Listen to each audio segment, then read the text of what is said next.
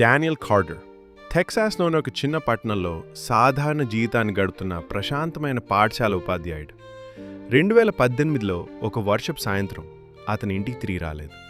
అతని కారు వంతెన దగ్గర కనిపించింది. అతని ఫోన్ మరియు వాలెట్ లోపలే ఉన్నాయి.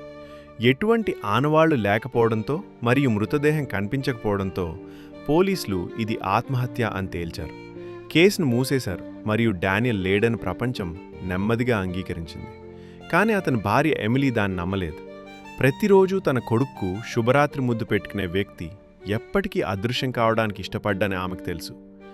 6 నెలల తర్వాత డానియల్ అధికారికంగా చనిపోయినట్టు ప్రకటించబడ్డాడు.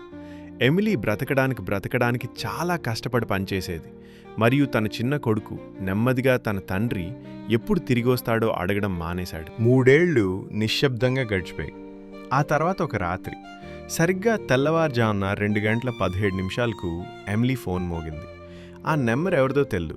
ఆమె ఫోన్ తీయగానే ఒక బలహీనమైన వణుకుతున్న గొంతు గుసగుసలాడింది. ప్రశ్న అడక్కు, నేను బ్రతికే ఉన్నాను. ఆమె స్పందించకముందే కాల్ కట్ అయింది. అది ఆశో లేక క్రూరత్వమో తెలియక ఆమె ఫోన్ వైపు చూస్తూ వణుకుతున్న చేతులతో నిలబడిపోయింది. మరుసటి రోజు ఉదయం ఒక సందేశం వచ్చింది. అది డానియల్ ఫోటో. అతను పెద్దవాడిగా సన్నగా ముఖం మీద లోతైన మచ్చతో కనిపించాడు. కానీ అతని కళ్ళు స్పష్టంగా కనిపించాయి.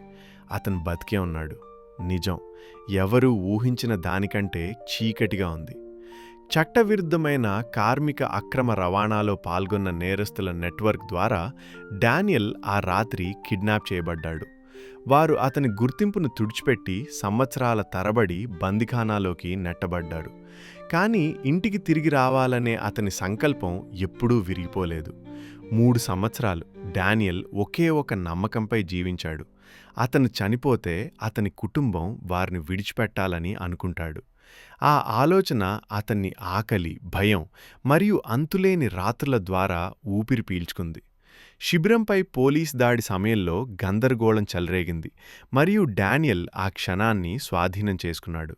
గాయపడి అలసిపోయిన అతను రాత్రికి తప్పించుకున్నాడు. ఆ రాత్రి డానియల్ చివరకు ఇంటికొచ్చాడు. అతను తన కుటుంబాన్ని కౌగిలించుకుని నెమ్మదిగా ఇలా అన్నాడు. ప్రపంచం నేను చనిపోయానని అనుకుంది, కానీ నేనెప్పుడూ ఆశ వదులుకోలేదు. ప్రపంచం చనిపోయారని చెప్పినప్పుడు కొందరు చనిపోరు. కొన్నిసార్లు వారు మౌనంగా పోరాటాలు చేస్తూ తిరిగి వచ్చే క్షణం కోసం ఎదురుచూస్తుంటారు.